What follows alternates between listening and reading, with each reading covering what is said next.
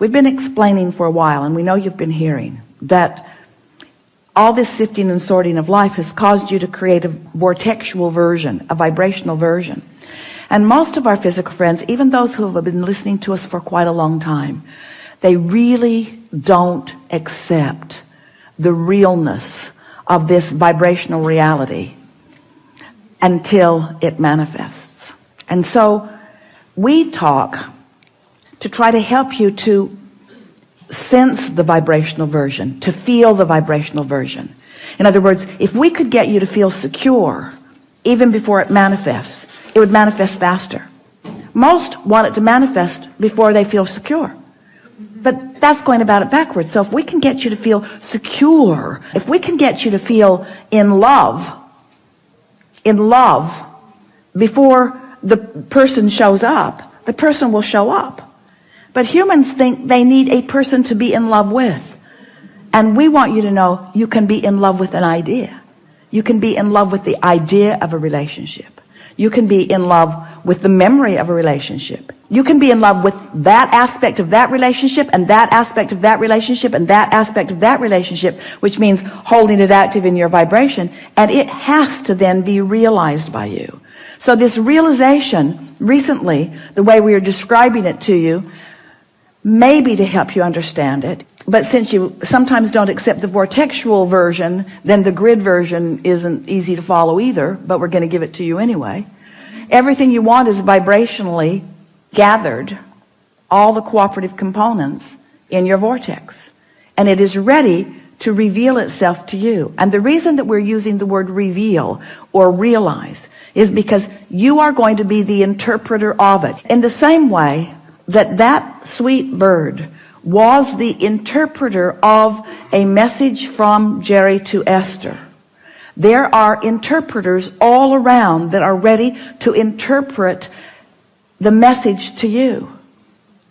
Humans, we're not just talking about birds. We're talking about experiences. We're talking about financial forces. We're talking about ideas that flow to you.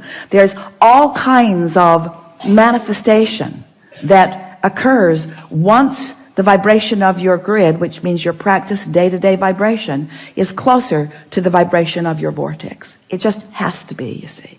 And you've lived pieces of that.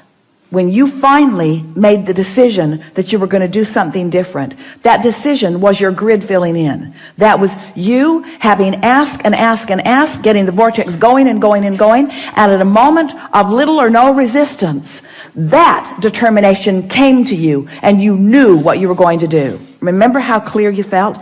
In fact, you're still feeling sort of clear about it because you were wanting to convince us all of that turning point here and now.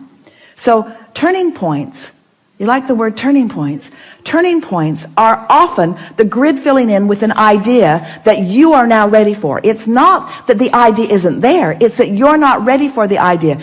It isn't that you're not ready for the idea because you don't want it, because you do. It's because you're not ready for the idea because you're not a vibrational match to the desire. You're a vibrational match to the absence of the desire. Feel the difference? So you ready yourself for what's in your vortex by feeling better. And you feel better by leaving out the things that don't feel good and focusing on the things that do feel good. So it is this simple. Take the handful of things that feel good and just run them into the ground. Have you ever had a good joke that you just want to tell to everybody? Pretty soon you're repeating it again to the same people, and they're saying, dude, I heard that. I laughed the first 5 times. It's over for me. But you know how fun it is to get hold of something that feels good, that you can delight yourself and others with. Well, this is the same sort of thing. Get a handful of those things that are delightful to you and just play the loop again and again and again and again and again. Let it be your basis of traction. Let something that delights you be the loop that you play that keeps your grid in this high vibration so that what's in your vortex can show up now and now and now and now and now. And do you know what happiness is? Happiness is being in that place where you're the receiver of the right idea at the right time. Happiness is being in that place where something occurs to you at the most opportune moment. Happiness is being at the top of the stairs. You're getting ready to walk down. You don't know it, but your heel is caught in the hem of your pant leg. And you are about to take a header down the stairs. But the broader part of you knows that and gives you the inspiration to take hold of the railing. So when you go to move your foot and can't, you're stable. That's happiness. That's happiness. That's alignment. Happiness is moving in traffic and having an impulse to take this exit for no good reason other than you feel like it, or even taking it even though you didn't really mean to, because you turned your driving over to your higher power for a moment and you missed the traffic jam, or you missed the traffic congestion as a result of an accident. All kinds of things like this are happening to you all day, every day.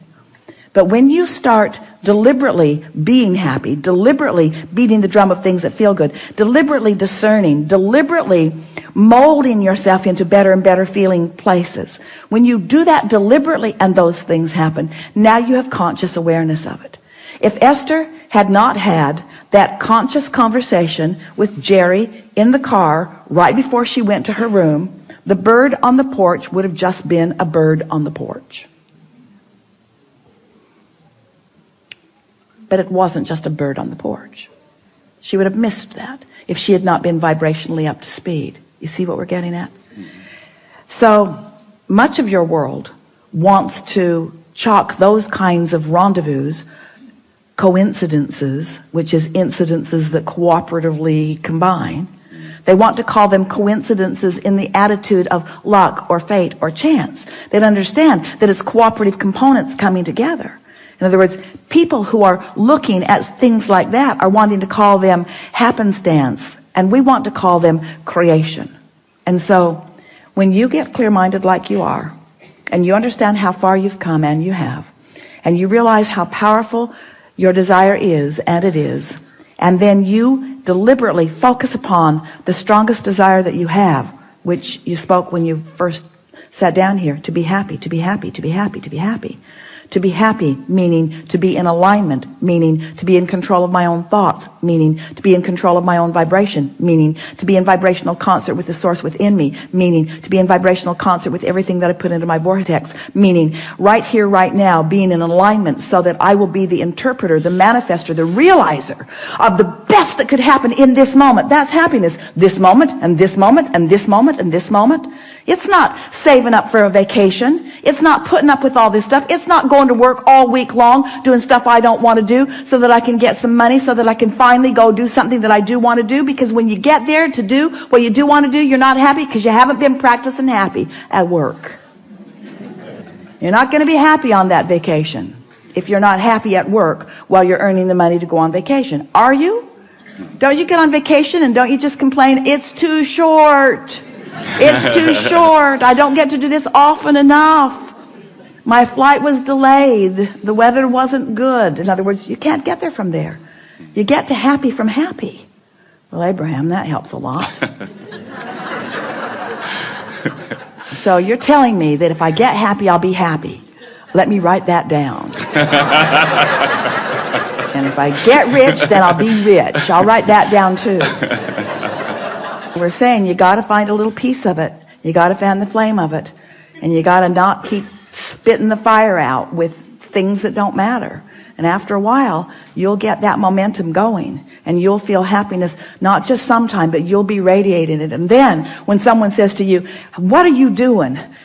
The reason that they're asking is because you've got what they want. Every single person that wants every single thing that they want, whether it's a material object or a pile of money or a circumstance, an event, a relationship, everything that everyone wants is because they believe that there is happiness in there.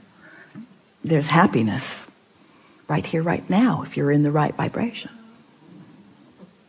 You know it. Haven't you ever gotten into that zone, that frequency, where everywhere you turned, something good happened? Esther says that's what it's like hanging around with Barbara. She loves traveling with Barbara because it's happy everywhere. They walk up to a very controlling, very official at the airport. And she's barking at everyone. A man made the horrific mistake of letting his toe step over the line by an inch. And she put him in his place. Sir, step back. He did. And he didn't like it. And Esther thought, ooh, that was harsh and unnecessary. And Barbara, who refuses to focus on anything unpleasant, missed it completely. So when she got up there, she got a big smile. She got moved fast to the other line. In other words, she's treated like royalty. While this poor man was put into the dungeon. No, get what we're talking about. In other words, you attract by virtue of how you feel. We know we've been taking a bit of long time here, longer than we promised at the beginning, but it's so worth contemplating. How happy am I? How happy can I be? How good can I feel? What's the best feeling thought that I can find right now? What's working in my life? What's working out? What do I remember that felt good? What's happening right now that feels good? How general do I need to be? You can always find something to feel good about. And when you do, and when you make that your habit, then the actualization of it, the realization of it, the manifestation of it is so pronounced in your experience that people will be flocking to you and saying, what is your secret? And you'll say, I'm happy. And they'll say, I know that, I can see that, that's why I'm asking you what your secret is. And you say, no, I was happy before I was happy. And they'll say, well, that doesn't make any sense at all. And you'll say, well, I purged unhappy thoughts from my experience by focusing on happy thoughts. Well, what do you mean? Well, I didn't actually purge them. I just started emphasizing the happy thoughts. I started making lists of positive aspects. I counted my blessings. I learned that in church. I counted my blessings one by one. And the more I focused upon them, the more that vibration was mine. And the more that vibration was mine, the more law of attraction put me in the vicinity where I could realize it. So life isn't happening to me, life is happening from me. I'm emanating the signal to which all life is responding. So when I get up in the morning, I decide, how's this day going to feel?